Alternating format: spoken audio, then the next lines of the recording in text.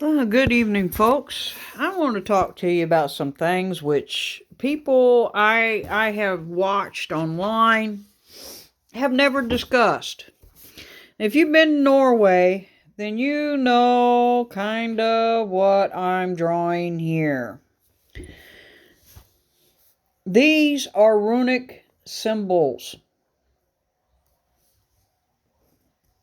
They were used to mark areas and trails and gravestones. These symbols can be used today, and from these symbols, we have our nice, famous, arrow, go that way, right? We have our alphabet, we have our C's, our D's, okay? We have all of this, right? Now, we understand this, that they found this, and that these symbols meant many different things, whichever way that they added them together could mean very, very specific things. So I want you to think about this. Since no one else has brought it up on any of the prepping channels that I've been on, if you have a group and you want that group to get from point A to point B, right? So you're up on a mountain, right? We're going to have a mountain. And you have your group here, right? Your group is over here. And you're trying to get from here over here. But in between, there's an army encampment right here, right? There's bad guys. Okay? So you know you can't go up like this and go over because the bad guys are up there. In order to tell your people here that you have your little scout come up, and your little scout comes up here and sees, oh, hey, no, we can't go that way.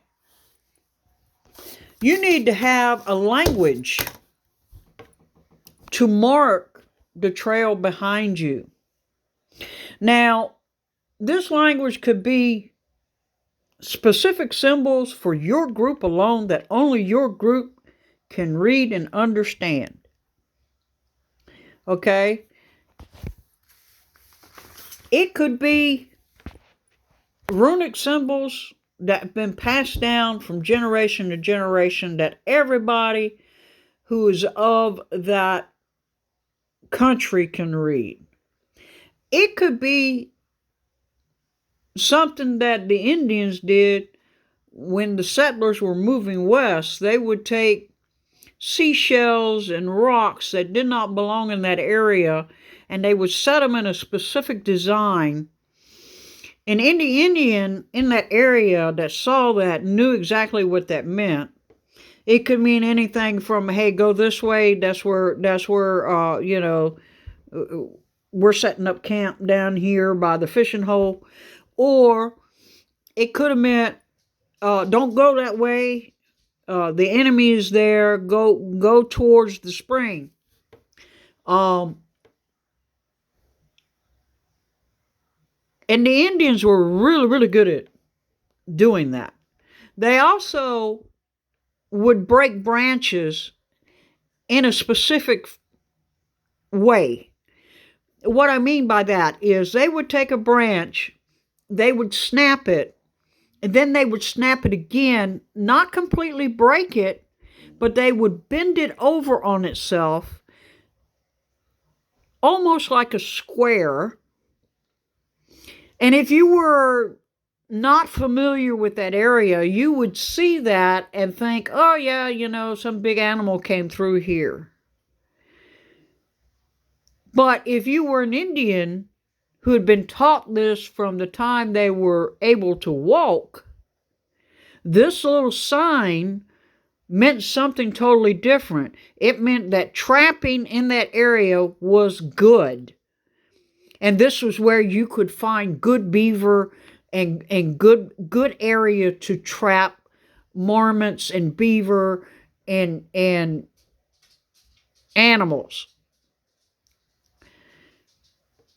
Totally different from what the settlers coming through there thought it meant.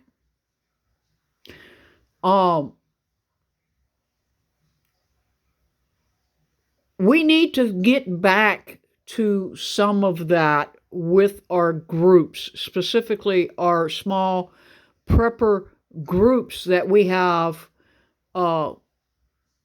brought together to work together as a community.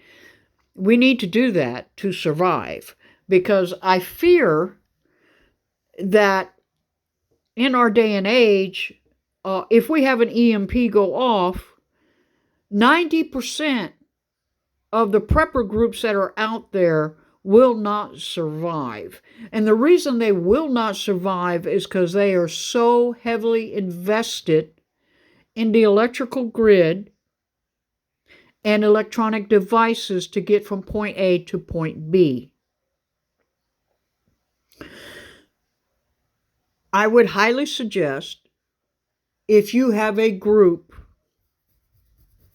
what we like in the prepper community like to call a mutual assistance group, a MAG. If you have a group that someone in your group comes up with some kind of way of marking trail and communicating, whether it be by flags, mirror, specific markings on trees, specific rock formations. This is your idea, this is your MAG, this is your group and your community. So you as a group are going to have to come up with that works best for your group. But I have not seen anyone online discuss this at all.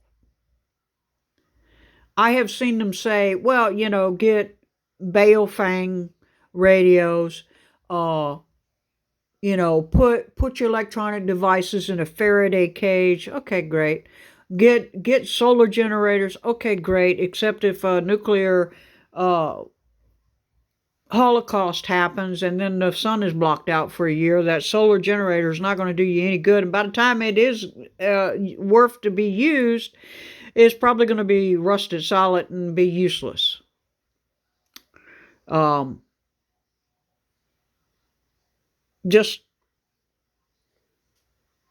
putting it out there that we need to think a little bit more low tech.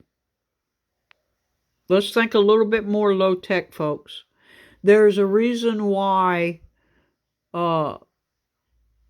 children, specifically the hunter tribes and wanderers, were taught from the time they could walk how to read the signs in the forest, how to hunt, how to fish, how to procure wild edibles, wild growing food. There's a reason why that was going on, because otherwise they would not survive. So that's my suggestion to you. If you have a MAG, that you come up with some kind of way to communicate which does not rely on electronics, and is specific to your group. And that's all I had for you tonight. It just popped in my head, tonight to make that video about that. So I'm going to let y'all go. Bicycle.